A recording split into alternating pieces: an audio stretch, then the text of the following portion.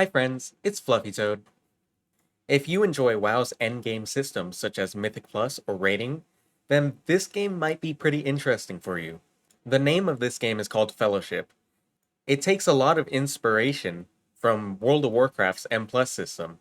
You enter a dungeon with 4 of your friends, you kill the boss, and you get the loot at the very end. Similar to Mythic Plus, you're going to be competing against a timer, you're going to be trying to get your count, and then you're going to be killing the boss. But we'll get more into that later. For now, let's hear what the developers had to say and dive into what footage they've given us. Here in the studio, we like to call Fellowship a multiplayer online dungeon adventure. A MODA, if you will. It's a game that celebrates our favorite endgame activity, where you will gather a bunch of friends in a group of 4 and go out and do dungeons together.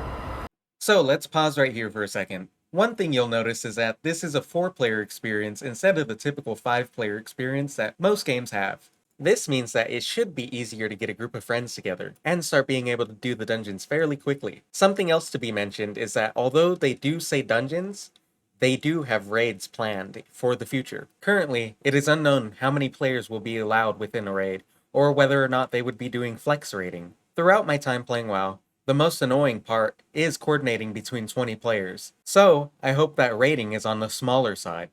And these dungeons are going to be full of enemies with their own unique abilities and tricks and strategies that you need to figure out. And of course, bosses providing their own unique challenges that you will need to work together with your team to overcome.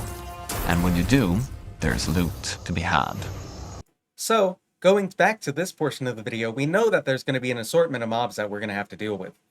We also see that our tank is able to CC mobs, and we see some familiar mechanics such as swirlies and frontals. We also see targeted or fixated abilities that charge at one of the players. Right here, the tank stands in front of a frontal, and one of the DPS players is right behind him.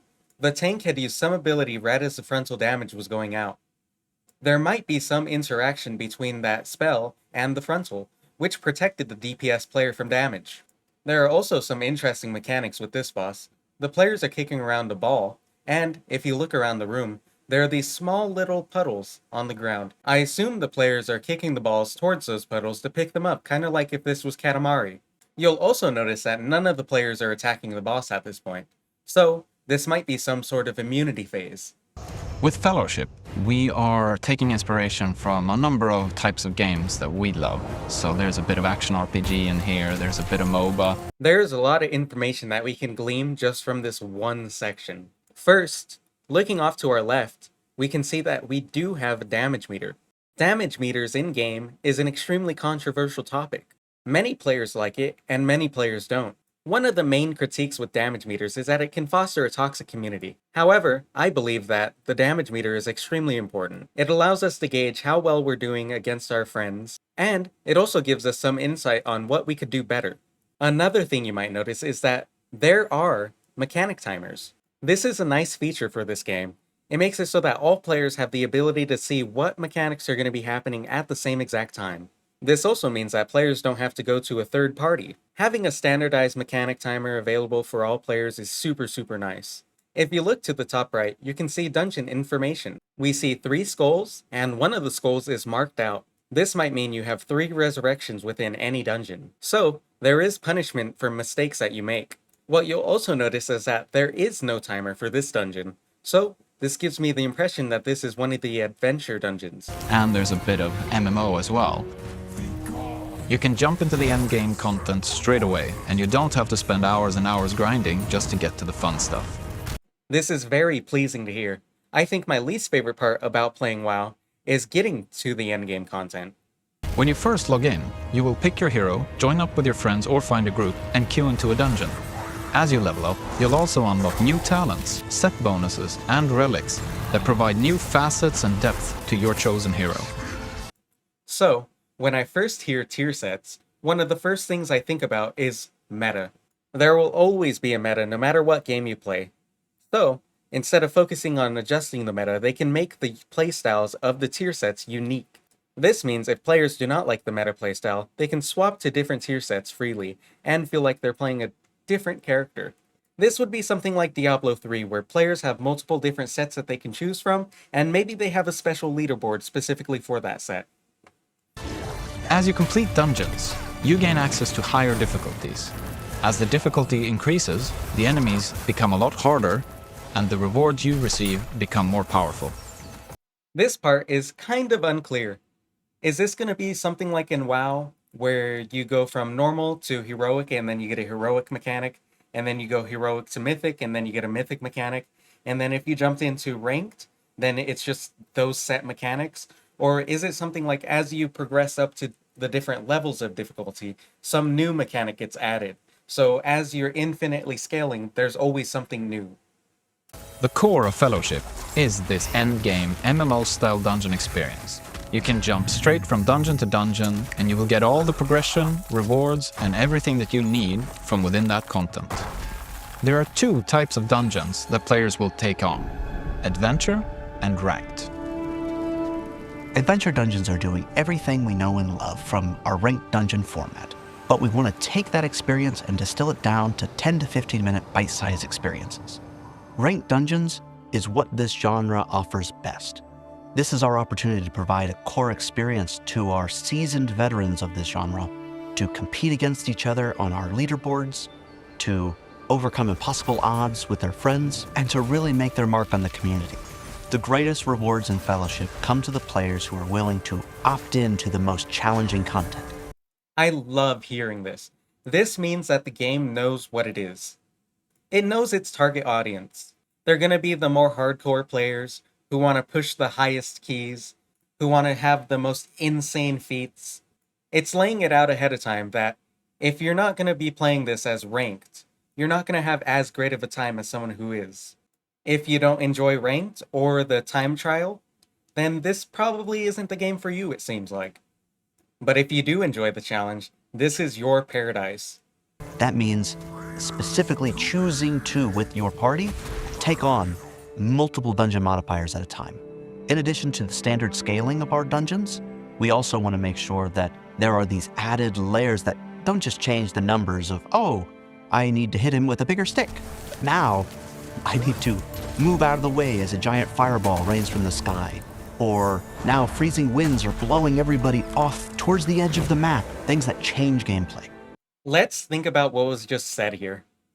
We can choose our modifiers. The first thought that came to my head was Osu, and I'll explain why.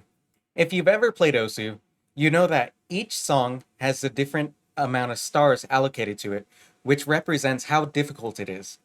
But you can also add modifiers to these songs. These modifiers act as multipliers to your score, which increases the amount of score you get because of the added difficulty. If the leaderboards have a scored system, this would be a really nice way to push the boundaries. This also means that players don't have to play with the modifiers if they don't want to.